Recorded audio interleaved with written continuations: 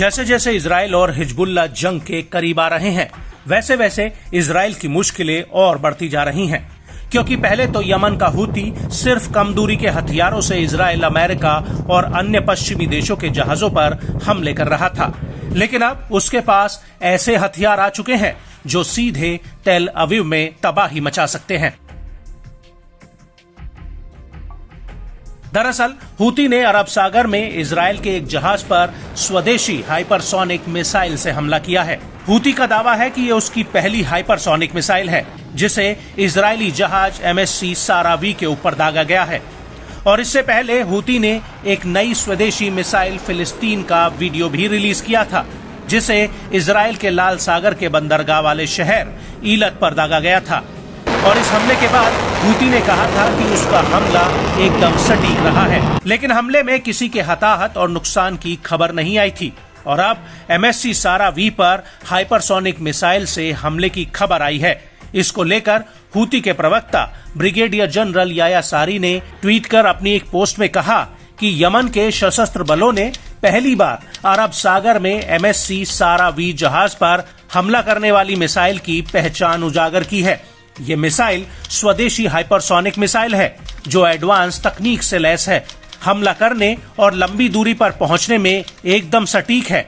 Missile को fire करने के साथ अन्य जानकारी मिलिट्री मीडिया के जरिए साझा की जाएंगी, अल्लाह की इच्छा से।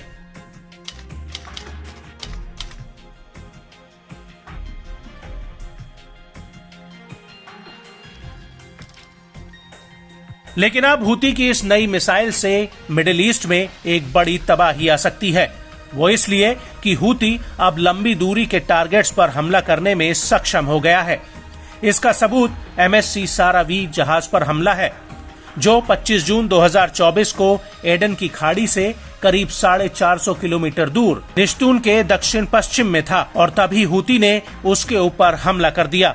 चौंकाने वाली बात यह है कि यह इलाका ओमान के पूर्वी बॉर्डर के पास है, और जब इस जहाज पर हमला हुआ तो ये यमन के सोकोट्रा आइलैंड के पास से अबू धाबी के लिए जा रहा था, और तभी हूती ने इस जहाज पर हमला कर दिया। यहाँ पर गौर करने वाली बात यह है कि हूती का कहना है कि उसका हमला एकदम सटीक रहा है, लेकिन ब्रिटेन की मैरीटाइम ट्रेड ऑर्गेनाइजेशन यानी UKMTO ने अलग ही बयान दिया है। इस एजेंसी का कहना है कि जहाज के मास्टर ने जहाज के बेहद करीब एक धमाके की सूचना हमें दी। इस हमले में चालक दल सुरक्षित है और जहाज अब अगले बंदरगाह के लिए बढ़ चुका है।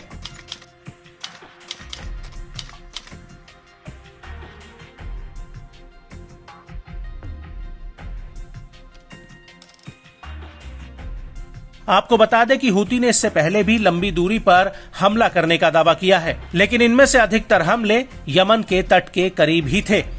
अप्रैल 2024 में हूती ने MSC ओरियन पर हमला किया था, लेकिन कई मीडिया रिपोर्ट्स में ये पता चला था कि ये हमला यमन से करीब 555 से 650 किलोमीटर दूर हुआ था।